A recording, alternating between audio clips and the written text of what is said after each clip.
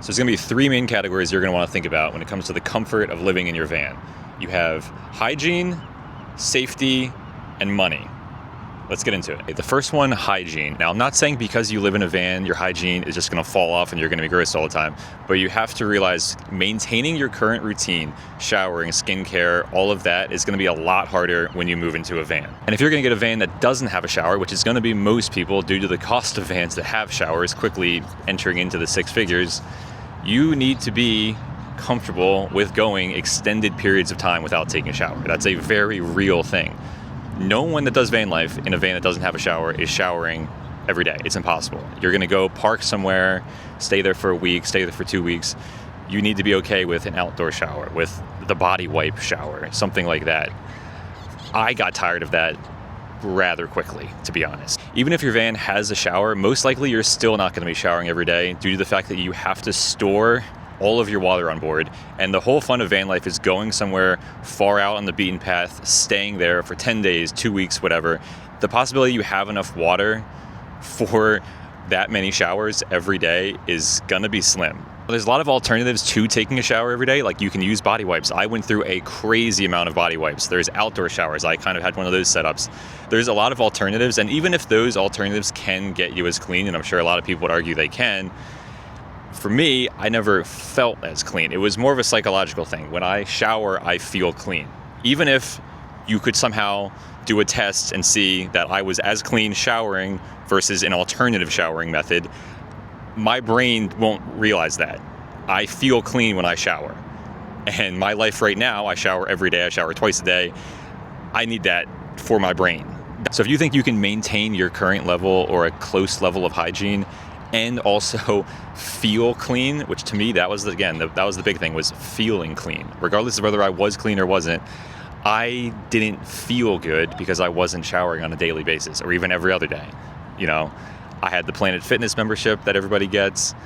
Those exist in big cities, medium towns. They're not everywhere. Okay, when you're out parked in the middle of nowhere, there isn't just a Planet Fitness there. Okay, so if you think you can put up with that, then it might be for you. If not, then you might want to think about something else to do.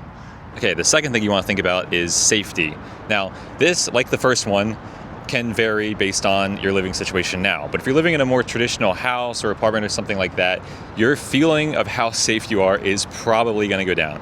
Your anxiety is probably going to go up. I call it my baseline level of anxiety was always higher when I was living in a van.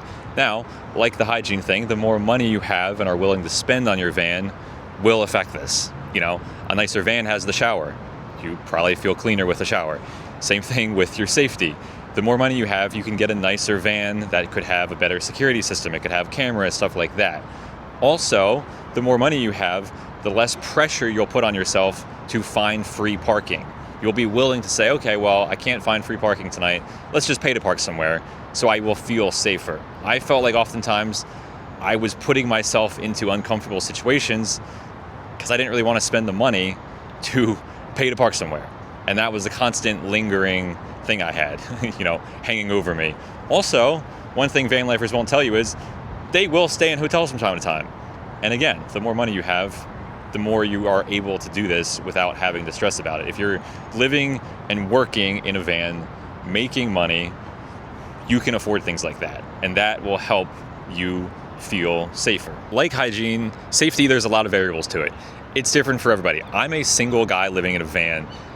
I am probably going to be less of a target than a single woman living in a van. You have to consider things like that. For me personally, the safety thing actually wasn't as big of a deal as the hygiene thing. That was probably my biggest annoyance, was just the lack of ability to take a shower every day. That was the biggest thing. Now again, take that with a grain of salt though. I'm a single guy, like I said, probably less likely to be targeted than a single woman living in a van. I felt safe probably most of the time, probably 90-something% of the time. There were moments when things would happen, random knocks on the window late at night, or just like noises and things like that, but I think for me it wasn't too bad. The third thing you're going to want to think about is the money, the financial side of it. Buying a van up front can be expensive.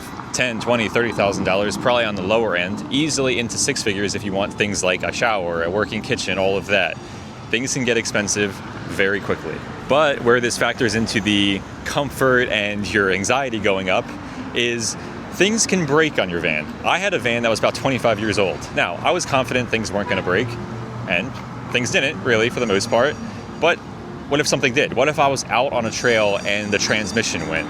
I would have had to have a very expensive tow job to a probably random town I was in, have a repair shop fix it that could have cost thousands of dollars. Well, then where am I going to stay for the few weeks they have to work on it? Well, I'd probably have to get a hotel room, I guess, because I can't sleep in the van while they're fixing it.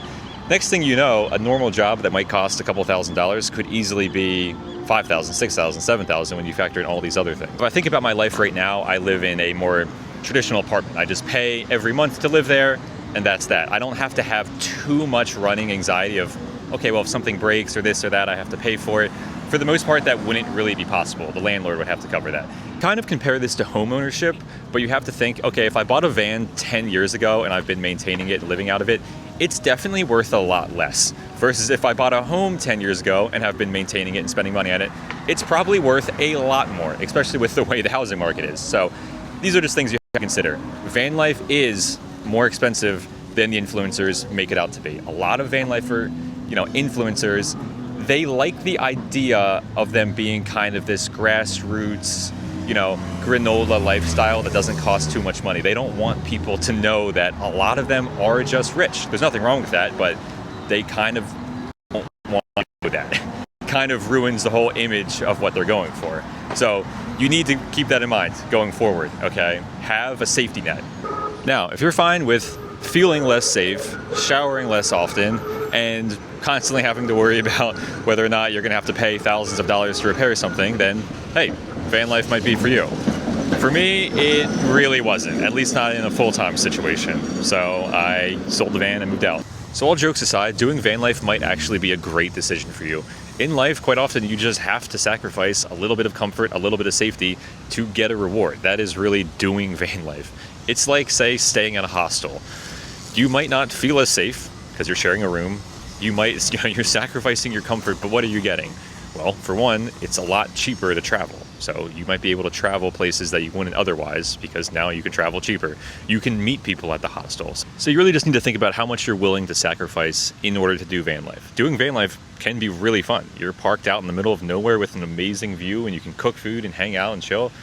It's great, but you're making sacrifices. And it's like a lot of things in life. You have to make a sacrifice that might sacrifice your comfort. It might also sacrifice your safety at times. You think someone riding a motorcycle doesn't know it's unsafe? Well, they do, but they do it anyway because it's fun. Not really a great comparison, but you get the idea. So if you're willing to, feel a little less comfortable, feel a little less safe, and be worried about your financial situation, then van life might be for you. But you have to just be realistic. I think when you watch these influencers on YouTube, on TikTok, they don't really show you everything, and they especially leave out the financial aspect of it. And not only and they might show you how much they spent on the van and how much they spend per month, but probably what they're not showing you is how much money they have in their bank account. And that really is massive, Okay, if you have $100,000 in your bank account, you can feel a lot more secure living in a van, I had nowhere near that. I was in the four figures, the low end of the four figures. I did not feel very secure that, if I had a problem, I could just be like, okay, well, I have enough money to figure this out. So that's the takeaway. Be realistic.